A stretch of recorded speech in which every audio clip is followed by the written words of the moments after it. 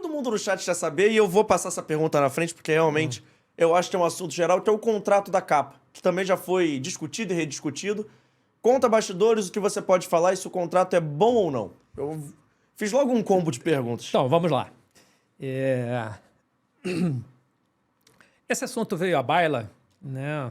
Obviamente, porque foi ventilado por algumas pessoas que claramente não gostam de mim, que estiveram comigo e saíram e que fazem questão de criar alguma coisa. Falaram um monte de coisa e até hoje nada se provou, nada de fato foi trazido a público. O que acontece? São essas mesmas pessoas que, ao invés da capa, preferiam que eu assinasse com a pênalti. Não sei por que motivo. Então teve outra proposta dentro da capa. E na ocasião, nós discutimos. Todo mundo fala de algumas outras marcas aí, eu vou preferir não citar os nomes, que acham que o Vasco deveria ter contrato com essas marcas, mas as pessoas não sabem que essas marcas não querem ter contrato com o Vasco, não queriam ter contrato com o Vasco. Umas porque tinham impedimento, porque tinham contrato de exclusividade, outras porque o interesse deles era ter 2 ou 3 clubes só no Brasil e a seleção brasileira. E o outro não tinha interesse. A gente chegou a conversar várias vezes, por intermédio de vários agentes, por intermédio de várias pessoas influentes, e eles demonstraram que não tinham o menor interesse em assinar com o Vasco. Então, esse é o primeiro ponto, tem que deixar claro. E aí, naquela ocasião, eu optei pela capa, porque eu achava que o Vasco tinha que ter uma marca de relevância e existia por trás da capa todo digamos assim, uma memória afetiva, porque foi a marca em que o Vasco foi campeão brasileiro, que o Vasco foi campeão da Libertadores. A gente fez um puta de um evento em São Januário de lançamento, e isso acho que trouxe um aumento da autoestima do vascaíno. Tá certo?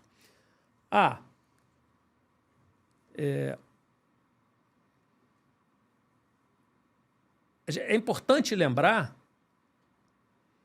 que é uma aposta também dessas marcas assinar com o Vasco. Então, tudo é feito baseado em números. E no momento que o Vasco está disputando para não cair, ou que está na segunda divisão, esses números não são favoráveis. Existia no contrato cláusula de renovação, uma cláusula de renovação, que, se atingida, daria renovação automática. E eles atingiram. Então, o que eu fiz foi negociar algumas coisas que eu entendia que eram interessantes para o clube. Algumas coisas que eram interessantes para o clube. Como, por exemplo, o clube gastava muito dinheiro para vestir categorias de base, para vestir esportes olímpicos, porque é um material caro. E que em esportes que não dão retorno. E, no final das contas, quem é que paga tudo isso? É o futebol. Quando você paga para ter um basquete, quando você paga para ter atletismo, quando você paga para ter vôlei ou qualquer outro esporte, de onde sai o dinheiro? Quem é a locomotiva? É o futebol. Então, esse dinheiro está deixando de ser investido no futebol. E aí, o que eu fiz? Eu criei, na época, um projeto que ficou lá, em que a capa abriu mão de usar o material esportivo nesses esportes, do sub-17 para baixo e nos esportes amadores. E a ideia é que o Vasco criasse uma outra marca, que tivesse a identidade do Vasco, com um material com uma qualidade um pouco inferior à do futebol profissional, não precisa ser a camisa mais top do mundo, com a maior tecnologia do mundo, mas um material legal, bom, a um custo mais acessível. Por que isso? Porque iria onerar menos o clube e porque iria criar uma alternativa às camisas piratas.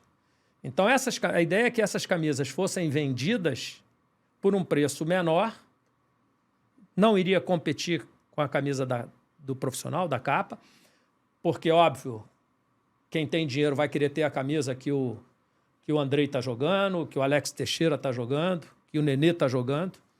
Mas aquele vascaíno que não tem dinheiro para comprar essa camisa e que compra uma camisa pirata, ele iria comprar essa camisa com orgulho. E por que isso não foi para frente? Ah, não sei, porque primeiro que não deu tempo de eu fazer, foi no final, deixei para outra gestão e não fizeram. E aí, esse recurso ainda seria aplicado, os royalties desse recurso seriam aplicados na base, para fomentar a base, para investir na base. E aí imagina o que o vascaíno poderia fazer se tivesse essa ferramenta. Imagina o que o vascaíno poderia fazer sabendo que ele comprando uma camisa do time de base, no caso seria, o nome da marca era Base Forte, ele estaria investindo no futebol de base. Ia fazer o mesmo que fez no sócio-torcedor, ia fazer o mesmo que fez no CT. E aí, desculpa, você que me deu o gancho agora, todo mundo diz, o Campelo não fez estádio nenhum, quem fez o estádio foi a torcida. Claro, assim como a torcida fez o estádio, fez o CT. Mas a torcida era a mesma nas outras gestões dos outros presidentes. Por que ela não fez o CT? Por que ela não botou 185 mil sócios no programa de sócio? Porque não tinha um Campelo que criasse o projeto e estimulasse a torcida a fazê-lo. Não usou a força da torcida. O meu único... como é que se diz? A única coisa que eu fiz foi usar a força da torcida. Eu criei condições para que a torcida pudesse fazer. Coisa que outros não fizeram. E aí, nesse projeto, a ideia era essa.